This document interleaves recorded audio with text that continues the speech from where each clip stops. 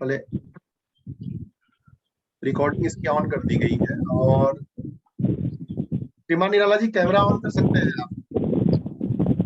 सब कुछ उचित है तो। बहरहाल, न्यूज पोर्टल्स एसोसिएशन की साप्ताहिक बैठक में आप सभी मित्रों का स्वागत है। और प्रत्येक सप्ताह जैसे अलग अलग मुद्दों पे हम लोग चर्चा करते हैं, तो आज भी हम लोग विशेष मुद्दे पे चर्चा करेंगे। दो तीन मुद्दे हैं। एक, आज का जो प्री निर्धारित मुद्दा है कि किस प्रकार से नेटवर्क कैसे बढ़ाया जाए। कोई भी हम अपना संगठन चलाते हैं तो नेटवर्क किस प्रकार से बढ़ाया जा सकता है, एक मुद्दा ये था। और एक हमारे मित्र ने सजेस्ट किया था कि राइट टू एजुकेशन पे चर्चा हो, ताकि पत्रकार लोग जब स्कूल में जाते हैं, कहीं विद्यालयों में जाते हैं, तो वो जिम्मेदारी थोड़ी समझ में आए, तो समाज के साथ जुड़ सकेंगे, एजुकेशन के साथ भी जुड़ सकेंगे। आप लोग पे कहेंगे उन मुद्दों पे चर्चा हो सकती है। राइट टू इंफॉर्मेशन पे भी पत्रकारों ने चर्चा की है पहले, और राइट टू एजुकेशन पे भी चर्चा हो सकती है किसी भी मुद्दे पे, और उससे थोड़ा इन डेप्थ घुसने में मदद मिलेगी हम। तो बल्कि मैं अमित जी को ही आमंत्रित करता हूं, आज इसी मुद्दे पे चर्चा करते हैं। नेक्स्ट टाइम और भी हमारे सामने जो मुद्दे आएंगे उसको चेक करेंगे। अमित, क्या किस दिशा में आप चर्चा ले जाना चाहते हैं राइट टू एजुकेशन पे, और पत्रकारों की भूमिका किस प्रकार से आप देखते हैं कि जुड़ सकती है? अमित, आपका स्वागत है। नमस्कार जी मिथिलेश जी, सभी को मेरा दिन। जैसा कि हमारी पहले भी बात हुई है, और उस दिन हमने रिक्वेस्ट किया, अच्छा लगा कि ये मुद्दा आपने आज की सभा में रखा हुआ है। मेरा ये सोच है कि राइट टू एजुकेशन जो एक्ट का प्रावधान 2002 से चालू हुआ था, 2002 से चालू हुआ, 2009 में पारित हुआ और इन्फ्लुएंस में आया कि उसको हम एक्ट लागू कर सकते हैं। अब उस एक्ट में सिंपल सा लैंग्वेज में लिखा है कि हर बच्चा एलिजिबल है राइट टू एजुकेशन के अंदर 6 से 14 साल की उम्र तक फ्री।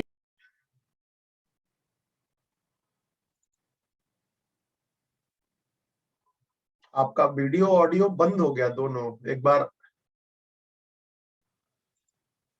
अमित, आपका वीडियो और ऑडियो दोनों बंद हो गया है, दोनों आप एक बार स्टार्ट करें। हाँ, वीडियो ऑडियो बंद हो गया, कोई फोन आ गया होगा आपका। बहरहाल आप जारी रखें।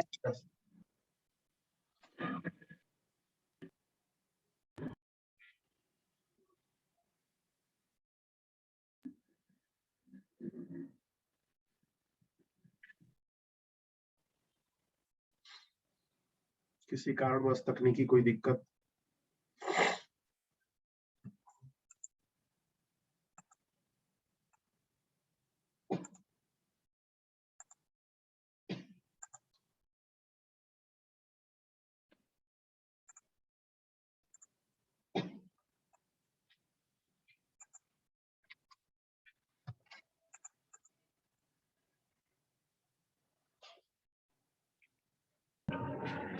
सॉरी यार, डिस्कनेक्ट हो गया था। सुन पा रहे सब लोग? हाँ हाँ, अभी आवाज आ रही है, आप बोले जी। तो अभी मैंने आपसे भी बात किया था कि राइट टू एजुकेशन पे हमें चर्चा करना है। अब जहां तक मैं एनालाइज कर पाया राइट टू एजुकेशन एक्ट को, कि ये हमारा बहुत बड़ा अधिकार है और हमारी जवाबदारी भी है कि हमारे समाज में जितने लोग हैं, जितने भी बच्चे हैं, उनको लाभ मिलना चाहिए। इसमें कहीं भी डिस्क्रिप्शन नहीं किया गया है कि कौन अमीर है, कौन गरीब है, किसके एजुकेशन मिलना चाहिए। हमारी जवाबदारी है कि हमारे समाज में जो भी बच्चा हो उसको इक्वल एलिजिबल हो कि उसको वो एजुकेशन मिले। अब क्या हो रहा है, हमारा समाज कोई तो चाह रहा है कि मेरा बच्चा पढ़े 2 लाख वाली स्कूल में और गरीब वाला बच्चा पढ़े बीएमसी स्कूल में, जो महानगर पालिका की स्कूल होती है। तो जो हमारा समाज, अब वो बच्चे बड़े होंगे, वो भी समाज का हिस्सा बनेंगे, उनकी सोच में जब इतना बड़ा डिफरेंस होगा उनके विचारों का, तो कहाँ से एक बराबर हमारा समाज कभी हो पाएगा। मेरे वो दिक्कत है। मैं चाहता हूँ कि अगर सब स्कूल को गवर्नमेंट के अंदर ही रखा जाए और उसी के थ्रू वो चलाया जाए, एटलीस्ट बेसिक लेवल तक के, जहाँ पे लोगों का सर्वांगीण विकास हो सके। बट गरीब हो या, शिक्षा की जरूरत है, गरीबी अमीरी की वहां पे जरूरत नहीं है। अब जैसे कोई बीमार हो गया तो उसको बीमारी हुई है ना, कि वो गरीब है इसके लिए बीमारी हुई है, ना अमीर है उसके लिए बीमारी है, तो उसका इलाज होना चाहिए। इलाज पे हमारा फोकस ना होके हम खाली उसको पैसे से तौलते रहते हैं दिन रात। वो एक बहुत विषमता है हमारे समाज की। अभी सिंपल सा बोला जाए कि जब हमारे समाज में ज्योतिबा फुले और उनकी महात्मा ज्योतिबा फुले जी ने आंदोलन किया था, तब तो महिलाओं को स्कूल जाने की भी अनुमति न थी। अगर उस समय उन्होंने आंदोलन न किया होता तो शायद समाज का रूप दशा कुछ और होता था। तो जब उनका आंदोलन कारगर हो सकता है, तो मुझे लगता है आज भी हमें सेम आंदोलन की जरूरत है एक तरह से। और ये ऐसा आंदोलन होगा जिसमें हमारे समाज का ही विकास होगा। आज हम यहाँ से अच्छा कस पढ़ के बड़े एजुकेशन लेके बाहर जाते हैं। आज यूक्रेन में हमारे भारतीय बच्चे फंसे हुए हैं, तो उसके जवाबदार हम हैं, न कि वो बच्चा। वो बच्चे को हमने यहाँ फैसिलिटी नहीं दी, उस टाइप का एजुकेशन नहीं दिया कि उनको यूक्रेन जाना पड़े, या कोई भी कंट्री में क्यों जाना पड़ता है हमारे बच्चों को। इस चर्चा को थोड़ा दिशा देते हैं अमित। लाइक कि देखिए हमारे पास क्या है कि इस संस्था में बहुत सारे न्यूज पोर्टल चलाने वाले लोग जुड़े हैं। तो आप चूंकि इस पे काम कर रहे हैं, तो बताइए कि वो लोग क्या करें, उनका क्या रोल होना चाहिए कि समाज के वंचित वर्ग तक ये आंदोलन पहुंचे। पहली बात, सुंदरलाल जी का बहुत बहुत स्वागत है, और भी मित्र जुड़ रहे हैं। बहुत दिन बाद आप सुंदरलाल जी जुड़े हैं, आपका ऑडियो जुड़ जाए तो बहुत अच्छा है। निराला जी, लग रहा है कि बक्सर का जो है आंदोलन से बहुत। सुंदरलाल जी, आवाज आ रही है आपको? आवाज नहीं आ रही होगी, आवाज नहीं आ रही होगी। थोड़ा हेल्प करें निराला जी एक बार। खैर, मैं विषय पे आता हूँ। तो अमित, पत्रकार क्या कर सकते हैं? आप क्या चाहते हो कि पत्रकार एग्जैक्टली क्या करें? पहला क्वेश्चन है, थोड़ा इसको विषय से बनाने दो, क्योंकि कोई भी मुद्दा होता है तो ऐसा होना चाहिए कि समझ में आए बाकी लोगों की चीजें उनको क्लियर हो। सुंदरलाल जी, बहुत बहुत स्वागत है, बहुत दिन बाद दिखे हैं आप। सुंदरलाल जी, ऑडियो ऑन कर लीजिए आप, और ऑडियो ऑन कर लीजिए, ऑडियो ऑन कर लीजिए। म्यूट है आप। हिमांशु जी, बहुत बहुत स्वागत है, आप रीनेम। जी जी, बैठक में शामिल आप सभी मित्रों को सुंदरलाल की तरफ से नमस्कार है। नमस्कार, बहुत बहुत स्वागत है सुंदरलाल जी। आज चर्चा चल रही है कि शिक्षा के अधिकार को पत्रकार किस प्रकार से एक तक ले जाए। अमित, आप इसको मुद्दे को एसोसिएशन के सदस्यों के साथ इसको जोड़िए। स्टेप वाइज आप बताइए कि पत्रकारों का रोल एग्जैक्टली क्या होना चाहिए, और आपने क्या किया है, और आगे किस तरीके से आप चाहते हैं और पत्रकार आपको हेल्प करे, कौन से आमंत्रित करता हूँ, इतनी बात कहें, ठीक है? अब मैं उसी पे चर्चा करता हूँ। जैसा कि लोकतंत्र में पत्रकारिता को चौथा स्तंभ माना जाता है, तो हमारी भी उतनी जवाबदारी है कोई भी चीज जो हमारे समाज में वो इम्प्लीमेंट हो। ठीक है, तो हमें सबसे बड़ा अधिकार है कि हमें प्रश्न पूछने का अधिकार है। ठीक है, तो यही प्रश्न हमें अपने प्रशासन से हमेशा, जब तक ये पूरा ना हो जाए, तब तक पूछते रहना है। बस मेरा इतना ही निवेदन है सभी से कि जब जब हम जो भी अथॉरिटी में जाते हैं, जो भी हम समाज में रहते हैं, वहां वो कार्य हो रहा है कि नहीं, बस उतना ध्यान दिया जाए। सड़क जब बननी चालू होती है तो एक जगह से बननी चालू होती है और हर जगह पहुंचती है। बस हम पत्रकार बंधु को यही करना है, पहले तो राइट टू एजुकेशन को समझ ले अच्छे से। अब एक चैप्टर ऐसा रखा जाए जिसमें हम पूरा राइट टू एजुकेशन पे चर्चा करें कि उस मुद्दे में क्या क्या सेक्शन दिया है, या एक कोई एक्सपर्ट से हम समझे कि इस मुद्दे को हम कैसे अलाइन कर सकते हैं। मैंने जो किया है, आपने सजेस्ट किया है और आपने काम किया है। मैं श्रीमान निराला जी और श्रीकांत दुबे जी, बहुत बहुत स्वागत है आपका। शाहबाद टाइम से है आप, और वीडियो ऑन कर सकते हैं सर। नमस्कार भैया, नमस्कार भैया। कुशल मंगल है, सब कुछ बढ़िया है? सब बढ़िया है भैया, सब बढ़िया है। 40 मिनट टाइम निकाला करिए, आप लोग आया करिए। संडे को चर्चा होती है अलग अलग। सर बिल्कुल बिल्कुल। मैं निराला जी को मैं आमंत्रित करूंगा। निराला जी, ये मुद्दा थोड़ा इसको रूप दीजिए। अभी ये रूप पकड़ा नहीं है, ये जो बात हुई है। आप अगर सुन रहे हैं श्रीमान निराला जी, थोड़ा जरा इसको शेप दीजिए कि किस प्रकार से अगर सरकार कोई कानून बनाती है किसी भी वर्ग के लिए, किसी भी चीजों के लिए, तो उसको समझने से लेके उसको वंचित तबके तक पहुंचाने की जिम्मेदारी हम किस प्रकार निभा सकते हैं। अशोक कुमार जी, कुछ कहना चाहेंगे इस पे आप? अशोक जी।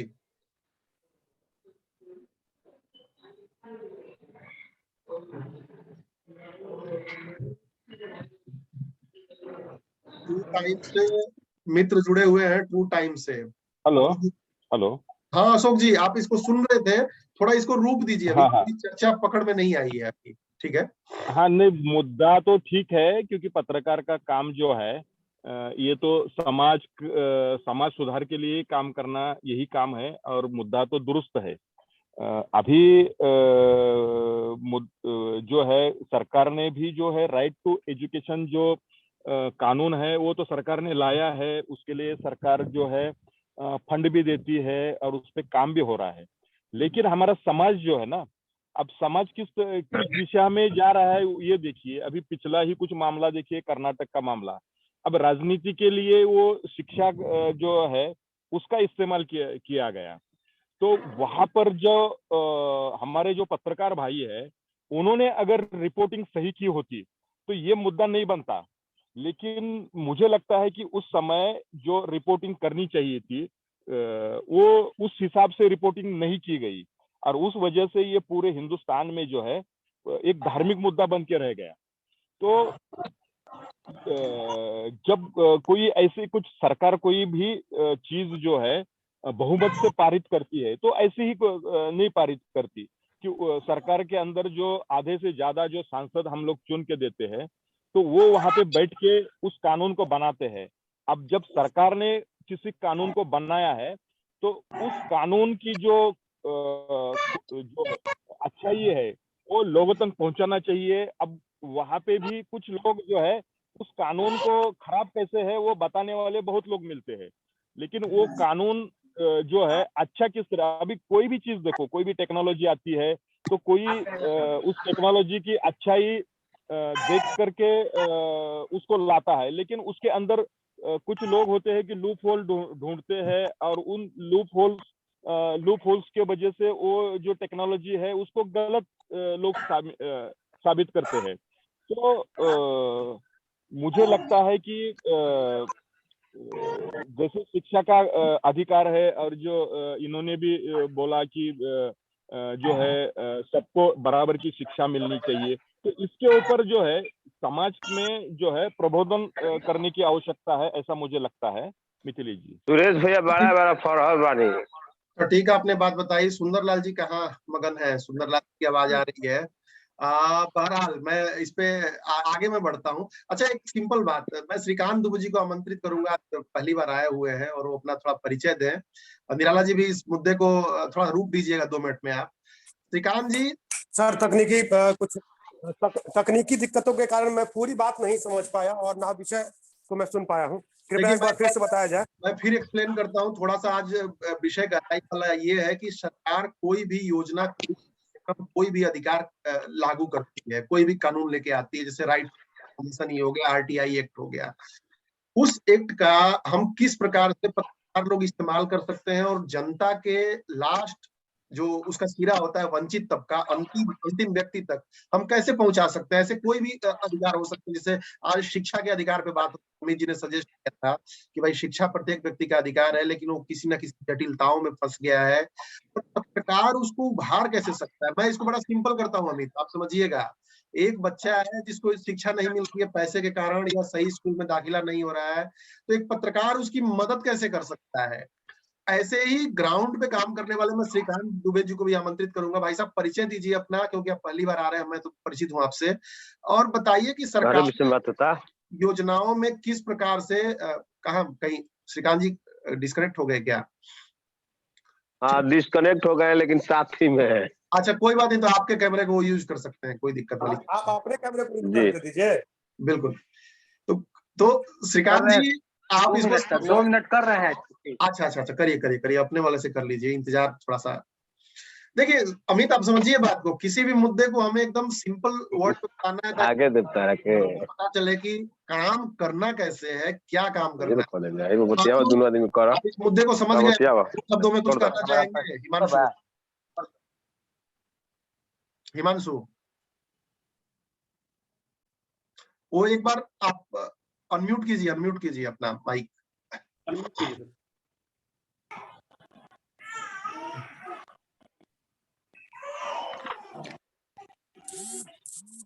आप मुद्दे को समझ गए होंगे, कुछ बात कहना चाहे तो प्लीज उसको ऐड करें। हिमांशु।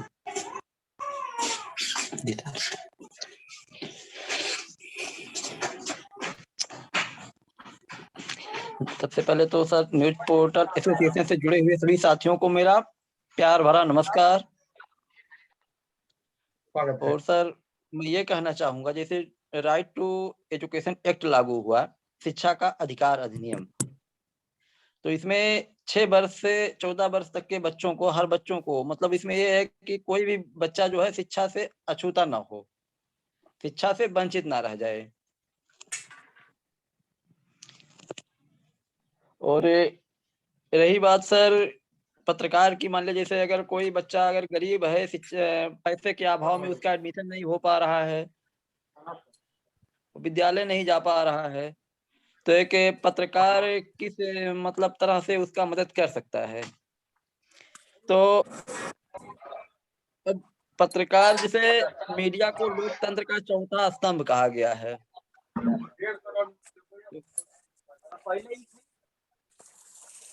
बोलिए बोलिए हिमांशु जी। आप बोलिए हिमांशु जी।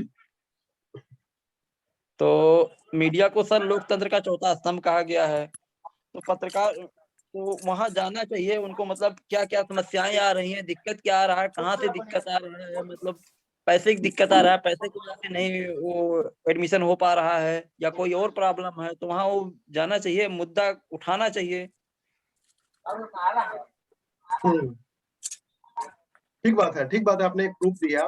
निराला जी, मैं आप ही को आमंत्रित करता हूँ, थोड़ा इस विषय को जरा और एक स्वरूप ग्राउंड पे इसको इम्प्लीमेंट कैसे किया जाए, तो समझ में आ रहा है हमें। निराला जी। देखिए नमस्कार सभी को नमस्कार, और नेट से जुड़ने के लिए माफी चाहता हूं।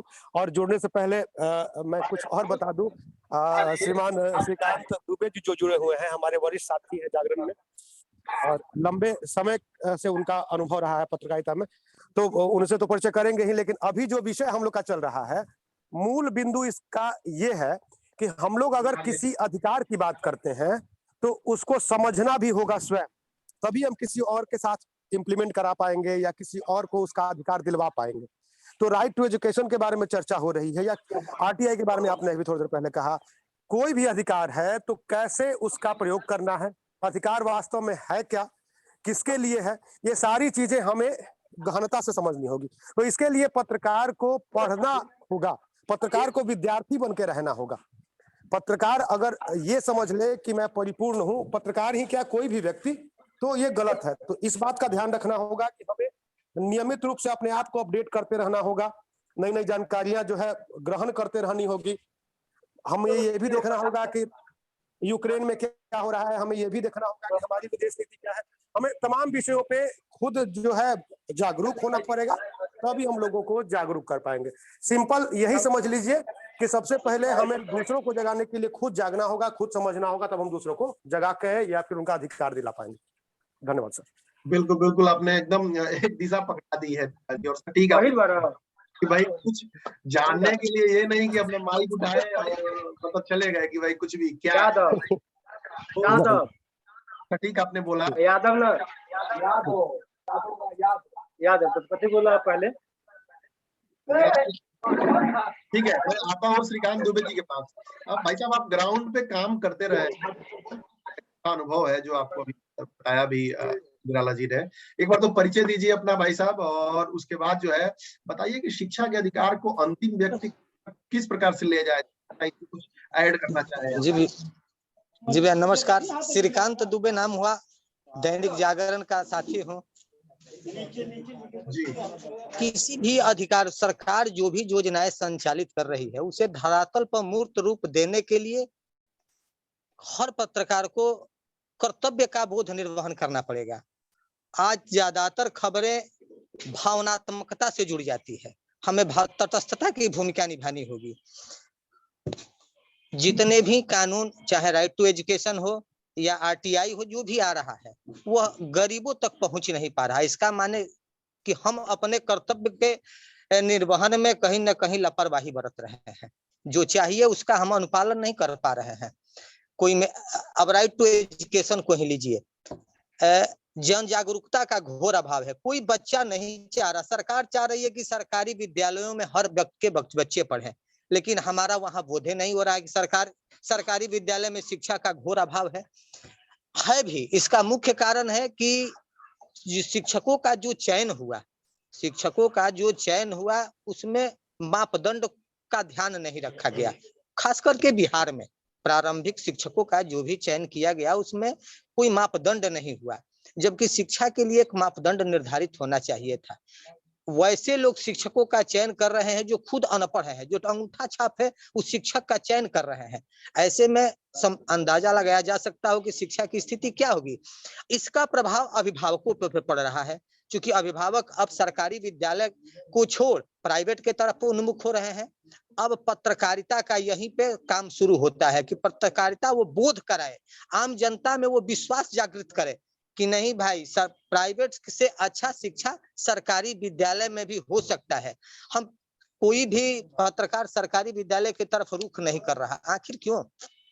सबसे तो चिंता का विषय यह है कि हम सरकारी विद्यालय के अंतः में क्या छुपा है उसका उद्भेदन नहीं कर पा रहे हैं, जिसका लाभ शिक्षक उठा रहे हैं। दोपहर में आना, फिर 2 घंटे के बाद घर चला जाना, यह आम बात हो गई है, लेकिन इस पर हम फोकस कर नहीं पा रहे हैं। हम सिर्फ कहाँ शराब पकड़ा गया है, कहाँ मोटरसाइकिल एक्सीडेंट हो गया है, इसी पर ही अब पत्रकारिता आधारित हो गई है। तो सामान्य जो जन सरोकार से जुड़े मुद्दे हैं वो हम उससे अलग होते जा रहे हैं। जब तक हम जन सरोकार से जुड़े मुद्दे को पर ध्यान केंद्रित नहीं करेंगे, तब तक सरकार की कोई भी योजना गरीब के दहलीज को पार तक नहीं पहुंच पाएगी। गरीबों के दहलीज तक सरकार के योजना पहुंचाने के लिए हमें अपने कर्तव्यों का बेहतर ढंग से निर्वहन करना होगा। एक बात और कि पत्रकारिता भावनात्मक रूप में नहीं की जानी चाहिए। हमको कहना है, जो भी बात कहना है हम कहें, लेकिन इसका हमेशा ख्याल रखें कि सामने वाले की भावना आहत न हो। हमको जो पूछना है पूछे, किसी से जाके पूछे, लेकिन इसको ख्याल रखें। लेकिन आज उत्तेजना में बात हो रही है। आज डिबेट देखिए ना, डिबेट हम किसी चैनल का डिबेट सुनते हैं, हमको लगता है कि रिपोर्टर माने अब उसको सभ्य भाषा में गालिए कहा जा सकता है। ये नहीं होना चाहिए। किसी के माध्यम से भी भावना, आप बात अपना रखिए, लेकिन भावना आहत न हो, इसका भी ख्याल रखिए। और सरकार की कोई भी योजना को धरातल पर पहुंचाने के लिए वास्तव में पत्रकार को अपने पत्रकारिता धर्म का निर्वहन करना होगा, तभी यह संभव होगा। सटीक आपने दिशा दी। निराला जी ने बोला कि भाई सरकार की योजनाओं को पढ़ना जरूरी है, और श्रीकांत दुबे जी ने बोला केवल शराब पकड़ाने और केवल पुलिस ने कहा क्या ड्रामा किया, उसी पे हम केंद्रित न रहे। हम भी चाहते हैं कि समाज का विकास हो, तो जन सरोकार के मुद्दों को फोकस करना पड़ेगा। अब बहरहाल मैं तीसरे मुद्दे पे जो ध्यान आ रहा है आप लोग बताइएगा। देखिए, मैं इस चर्चा का मतलब ये है कि कुछ निकले और लोग समझ पाए कि एक्चुअली करना क्या है, तभी वो सिंप्लीफाई हो पाएगा। नहीं तो ऊपर ऊपर चर्चा होगी और कोई वीडियो भी देखेगा या हम लोग भी हैं तो समझ में नहीं आएगा कि एग्जैक्टली करना क्या है। तो शिक्षा का अधिकार का कानून का इंटरनेट पे बहुत सारा मिल जाएगा ड्राफ्ट, तो उसको पत्रकार मित्र पढ़ सकते हैं। और थोड़ा अपनी पत्रकारिता को, ये कमाई से भी जुड़ा हुआ विषय है। मैं आप लोगों को बताता हूँ कि मैं बार बार कहता हूँ और अपने अनुभवों से बहुत सारे मित्रों के पोर्टल डिजाइन में और चीजों में, कि 1-2 विषय पे फोकस रही। और एजुकेशन में बहुत सारी अपॉर्चुनिटी है, बहुत सारे कॉलेजेस हैं, स्कूल्स हैं, तो इसमें दोनों मकसद पूरा हो सकते हैं। अमित, अगर आप काम कर रहे हैं तो कई सारे विद्यालय के प्रिंसिपल को भी पता नहीं होगा कि शिक्षा का अधिकार है क्या। और अगर उनसे जाके हम सवाल पूछें कि भाई शिक्षा के अधिकार के तहत कितने गरीब बच्चों को आपके विद्यालय में एडमिशन दिया गया है प्राइवेट वाले में, तो मुझे लगता है कि इससे भी बात खुलेगी और समझ में आएगा, क्योंकि उनको भी पता नहीं आता, पता नहीं है कि भाई क्या चीज है, कैसे है। तो एक ये भी विषय है कि स्कूल वालों का भी अगर इंटरव्यू हम लेते हैं, किसी प्रिंसिपल का लेते हैं, तो शिक्षा में उनका विद्यालय क्या कर रहा है, एक प्रोफाइलिंग भी हो जाएगी, उस स्कूल की मार्केटिंग भी हो जाएगी, और हो सकता है कि विज्ञापन भी मिल जाए। हो सकता है कि वो स्कूल का मैनेजर या प्रिंसिपल चाहता हो कि गरीब बच्चों को एडमिशन दे, लेकिन पता ही नहीं है उस बेचारे को भी, कोई आता नहीं है, कोई जाता नहीं है, तो वो भी कहाँ से क्या करे, आसमान से नहीं है।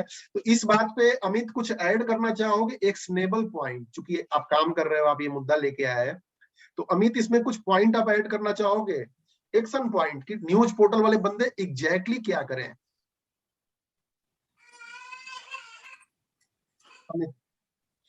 अब म्यूट हो आप दोस्त, अनम्यूट करो। सॉरी, मैं आपको बता रहा हूँ कि मैं इस दिशा में क्या कर रहा हूँ, तो हो सकता हो कि उसी को और लोग भी आगे करने की कोशिश करें। ठीक बात। अभी हर जगह में कुछ एजुकेशन अथॉरिटी होती है जो उस जगह की शिक्षा व्यवस्था को चलाती हैं। तो हमें उस एजुकेशन अथॉरिटी के पास जाना है। जैसे मैं अपने इधर बता रहा हूँ, हमारे महानगर पालिका 36 बीएमसी स्कूल चला रही है, एमबीएमसी की 36 स्कूलें चला रही है। अब उसकी कॉस्टिंग को आप मैनेज करेंगे ना, उसके कॉस्टिंग में जितने बच्चे अभी पढ़ रहे हैं उसका कम से कम 50 गुना लोग पढ़ सकते हैं उसी कॉस्टिंग में।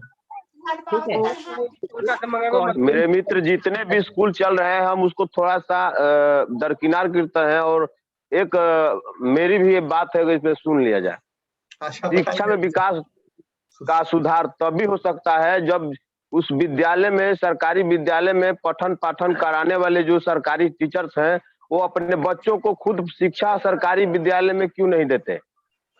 बात तो गंभीर है। ये मुद्दे पे मैं आ रहा हूँ। तो जब मेरी मीटिंग सुनिए, मेरी सुन लीजिए, बताइएगा। एक बार सुन लीजिएगा, मैंने जो दिशा में काम किया है मैं वही बता रहा हूँ आपको।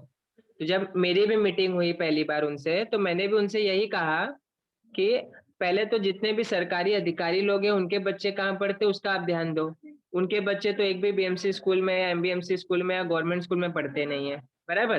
तो उनके बच्चे नहीं पढ़ सकते, मतलब वो समझ रहे हैं कि यहाँ पे शिक्षा का स्तर उतना नहीं है। तो हमने उनको लिखित में सजेशन भी दिया है कि आप प्राइवेट स्कूल के एजुकेशन को कंपेयर करिए और आपके स्कूल के, मतलब गवर्नमेंट स्कूल के एजुकेशन को कंपेयर करिए, वहाँ के शिक्षकों को कंपेयर करिए, उनमें ट्रेनिंग का क्या उनको क्या दिया जाता है, आप क्या सिलेबस पढ़ाते हो।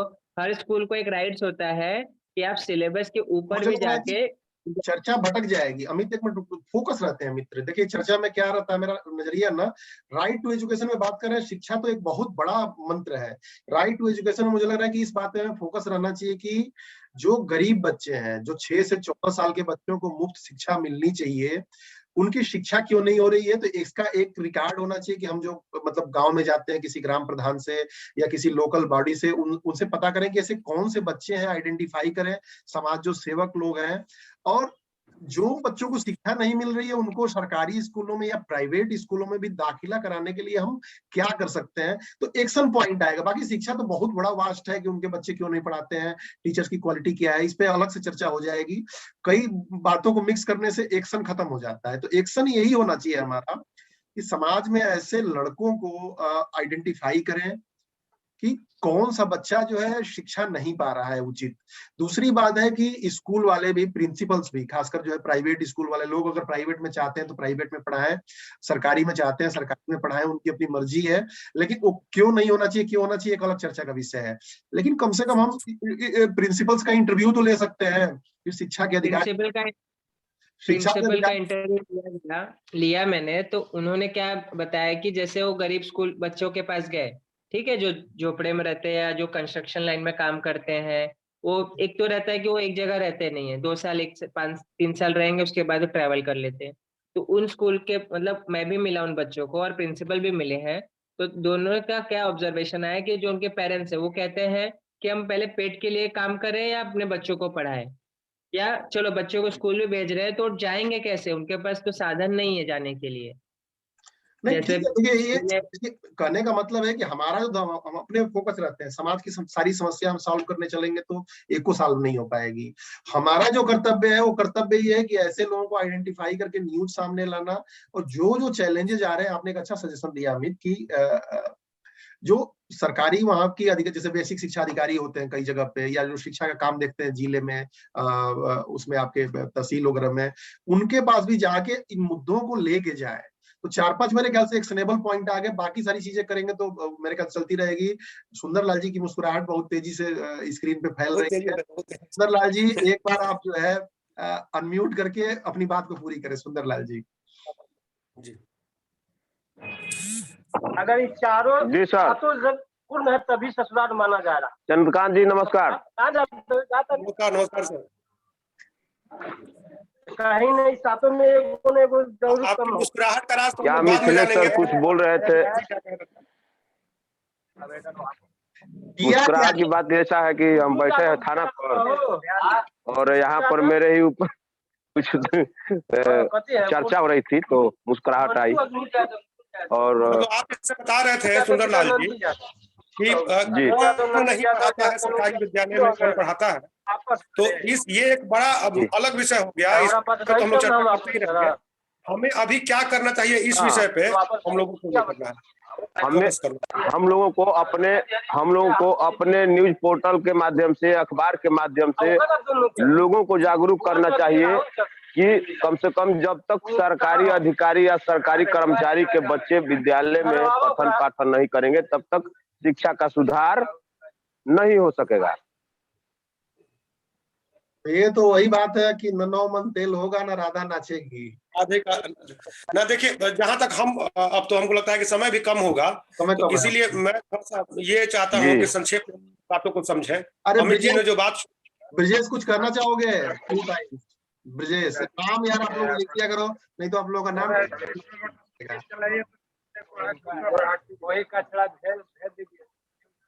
खैर आप समराइज कीजिए, चंद्रकांत जी समराइज कीजिए विषय को। वही मैं कह रहा था कि अमित जी ने जो विषय शुरू किया है इसमें हम लोग को यही करना होगा, हमारा कर्तव्य ये होना चाहिए। दुनिया क्या कर रही है उस पर तो हम लोग बाद में चर्चा करेंगे कि हम लोग लोगों को उनके अधिकारों के बारे में बताएं, जो लोग नहीं जानते हैं उनको समझाने का काम। जैसे एक तो ये हो गया कि हम लोग लोगों को जोड़ें, उनके बच्चों को ये बताएं कि शिक्षा का अधिकार क्या है, सरकार हमारे लिए क्या सुविधाएं दे रही हैं। दूसरा कि जो स्कूल संचालक हैं, जैसा कि मिथिलेश जी ने कहा, उनको भी, बहुत सारे स्कूल संचालकों को भी नहीं मालूम है कि किस प्रकार राइट टू एजुकेशन से जुड़ के हम मतलब कुछ निःशुल्क पढ़ा सकते हैं बच्चों को, या फिर कहाँ बाद बहुत सारे लोग ऐसे भी हैं जिनको सारे ये मालूम है, लेकिन कहीं ना कहीं कोई टेक्निकल प्रॉब्लम, चूंकि मैं भी एक स्कूल संचालक हूं तो मुझे जहां तक ये समझ में आता है कि यहाँ जो है आपका सरकार की जो योजना है वो धरातल पे पूरी उतर नहीं पा रही है। कहीं ना कहीं उसमें सरकारी अधिकारियों की भी गलती है। जैसे होता क्या है कि राइट टू एजुकेशन में स्कूल वाले जो है बच्चों को निःशुल्क पढ़ाते हैं, 25% बच्चों को निःशुल्क पढ़ाने का ये है हमारे यहाँ प्रावधान है। उसमें क्या है कि जो खर्च हम लोग का होता है वो सरकार हम लोग को देती है, लेकिन यहाँ हो क्या रहा है कि सरकार से वो राशि मिलने में 2-3 साल लग जा रहे हैं, 2-3 साल के बाद मिल रहा है या नहीं भी मिल रहा है।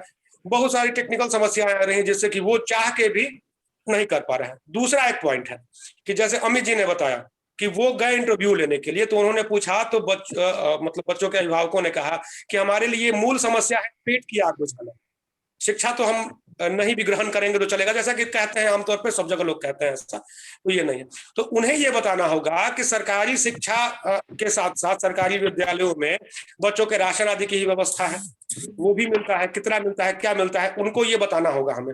और अगर नहीं मिलता है तो वहां हम ये सवाल खड़ा कर सकते हैं कि भाई अमुक विद्यालय में मेरा बच्चा पढ़ता है, सरकारी विद्यालय में, वहां राशन क्यों नहीं मिला, वहां उनको मिड डे मील क्यों नहीं मिला, उनको क्या कहते हैं पोशाक की राशि क्यों नहीं मिली, छात्रवृत्ति की राशि क्यों नहीं मिली।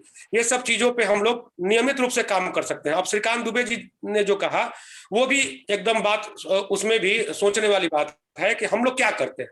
हम लोग क्राइम की खबर लगाते हैं, हम लोग ये देखते हैं कि टीआरपी कैसे बढ़ेगी, हम लोग सब कुछ देखते हैं, तो उसी में थोड़ा सा अपना सामर्थ्य जो है जनसेवा के लिए करें और एक दो ऐसी खबरें हो जो जन सरोकार से जुड़ी हो, जिसका सीधा लाभ जो है जनता को मिले। तो समय समय पे हमें ये ध्यान रखना होगा कि कुछ हम लोग समाज के लिए भी करें। ठीक है, अपनी भी जरूरतें हैं, हमें भी विज्ञापन चाहिए, हमें भी टीआरपी चाहिए, सब कुछ चाहिए, लेकिन समाज के लिए हम क्या कर रहे हैं ये थोड़ा सा ध्यान रखना होगा। और ज्यादा नहीं तो सप्ताह में 1 या 2 जन सरोकार से जुड़ी खबरें हो जिसमें यह बताया गया हो कि क्या आपके अधिकार है, कैसे उन्हें प्राप्त कर सकते हैं। उसके बाद अगर कहीं कोई दिक्कत आती है तो लोगों की शिकायतें मिलेंगी कि भाई आपने तो ऐसा लिखा था कि आप राइट टू एजुकेशन से ऐसे शिक्षा प्राप्त कर सकते हैं, मिड डे मील से ऐसे भोजन प्राप्त कर सकते हैं, पोशाक छात्रवृत्ति प्राप्त कर सकते हैं, लेकिन मिल नहीं रहा है। तब हम उस एक एक पॉइंट से हम लोग शुरू करेंगे और वहां जाके देखेंगे कि कहाँ दिक्कत हो रही है। फिर हम जाके वहां के प्रभारी प्राचार्य का लेंगे इंटरव्यू या उनसे वक्तव्य लेंगे कि भाई क्यों नहीं आपने दिया, वहां नहीं तो जिला शिक्षा पदाधिकारी से मिलेंगे, प्रखंड शिक्षा पदाधिकारी से मिलेंगे। तो ऐसे करके हम लोग काम कर सकते हैं। तो बेसिक चीज वही है कि हम लोग जन सरोकार से जुड़ी चीजों पे काम करना शुरू करें, ज्यादा नहीं तो थोड़ा ही, लेकिन प्रयास तो जरूर करें। बहुत सटीक आपने सर और अंत में आते आते ये रूप बना है। अमित, आपको बहुत बहुत बधाई कि आप इस विषय पे काम कर रहे हैं और आपको भी एक क्लियरेंस मिली होगी कि क्या कई सारी चीजों की तरफ नहीं जाना है। एक तो इस पे जागरूकता बढ़ाने के लिए लगातार इस पे आप लोग लेख लिखते रहिए, जो भी शिक्षाविद है उनसे कुछ ना कुछ बात करते रहिए। अब प्राइवेट स्कूलों को भी इसमें लीजिए, क्योंकि हमारा इसका मकसद क्या है राइट टू एजुकेशन का, कि प्राइवेट और सरकारी दोनों मिलके लोगों तक शिक्षा पहुंचाए जिनको शिक्षा नहीं मिल रही है। तो भाई जिसको जहां सुविधा होती है उसको पहुंचाए। ये वाली चर्चा इस विषय पे नहीं है कि प्राइवेट और सरकारी को अलग किया जाए, वो एक अलग विषय है कि दोनों में क्या फर्क है क्या नहीं है, लेकिन इस पे काम जरूर हो। दूसरी बात ये है कि जितना टच में रहेंगे विद्यालयों में संचालकों के, उनको भी समझ में आएगा, उनको भी लाभ समझ में आएगा। कौन नहीं चाहता है कि सरकार से अनुदान मिले और समाज में उसका भी नाम हो कि यार चलो ठीक है, पैसा तो कमा रहा है ये मैनेजर, लेकिन जो है शिक्षा भी दे रहा है 25-30 लोगों को, यार मुफ्त में पढ़ा रहा है, तो कमाई भी हो रही है। तो थोड़ा इनकरेज करना है इन चीजों को, लेकिन जागरूकता की भारी कमी है शिक्षा के